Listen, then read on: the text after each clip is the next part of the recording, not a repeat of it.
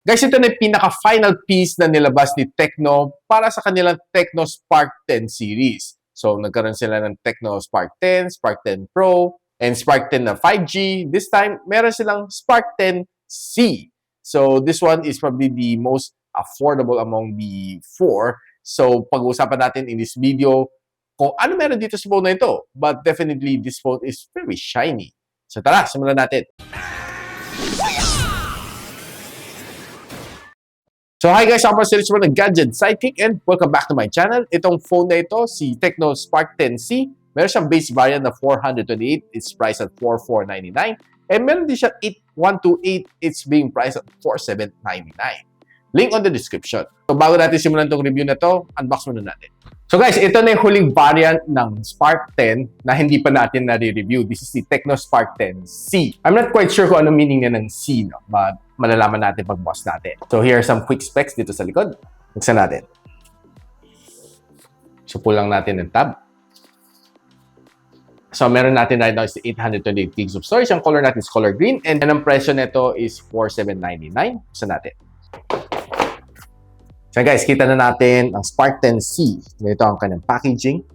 And ang kanyang design, not so bad. Shiny ang likod niya, which looks pretty nice. And ganda. Honestly, for a price of 4,799, ganda na gandang design.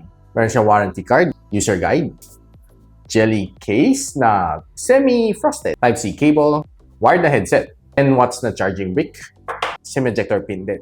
And kita natin na very shiny ang kanyang likod and mabilis yung kapitan ng mga fingerprints. But nevertheless, I can say sobrang ganda ng kanyang green. So dito sa likod ng kanyang dual camera setup, dito sa kabilang side, sa sides kita natin fingerprint scanner and of course volume rocker. Sa ilalim kita natin, there's the loudspeaker, Type-C port, microphone in, and of course audio jack. Here we have your SIM tray and sa ibabaw, it's pretty clean. So i-check lang natin.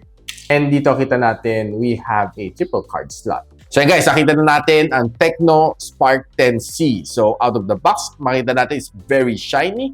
Kasi right now, marami ng fingerprints dito sa likod ng phone na ito. But I like the shininess nito phone na ito. It's mirror-like finish na pwede mong halos gamitin pang salamin.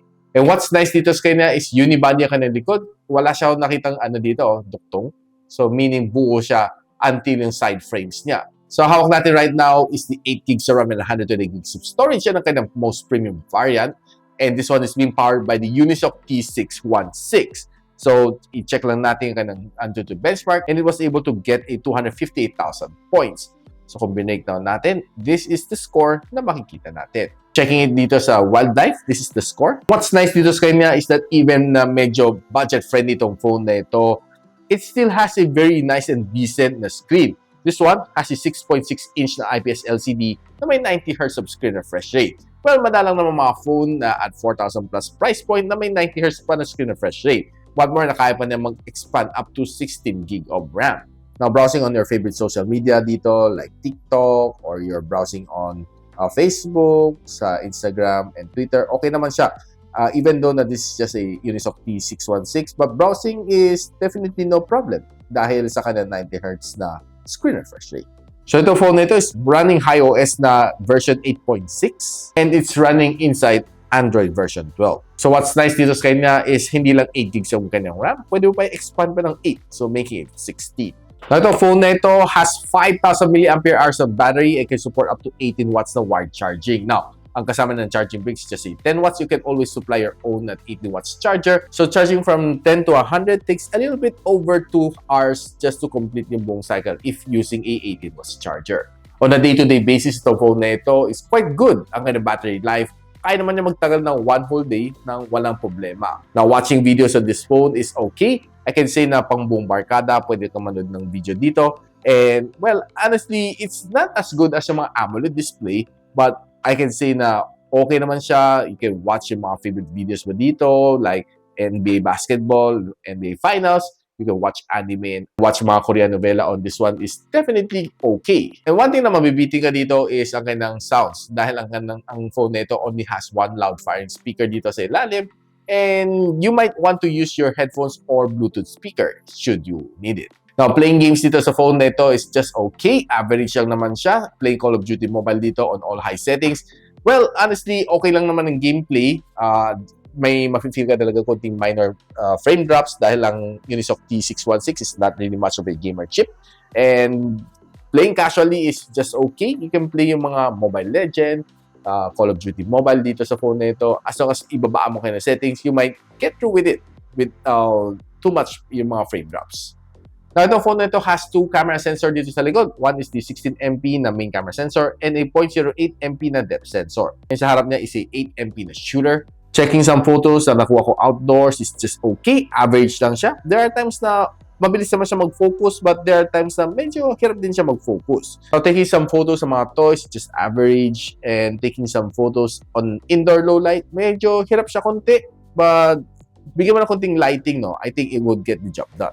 Using the front-facing cameras, outdoor condition is okay. But if you're using it indoor, medyo mapapansin mo magiging grainy na siya. Quickly, silipin lang natin ang video na kuha ko dito using the front-facing camera. Ito ang Tecno Spark 10C. Right now, we're recording at 1080p and 30fps, and this is the resolution we'll be getting pag nag-vlog ka indoors. Like I can say, it's a little bit grainy and medyo nagbabago ang kanyang environment once nagbabago ang lighting. So, I think medyo hirap siya konti ang dating sa low light and it's a little bit grainy. But I think more basic video chatting, okay na rin ito.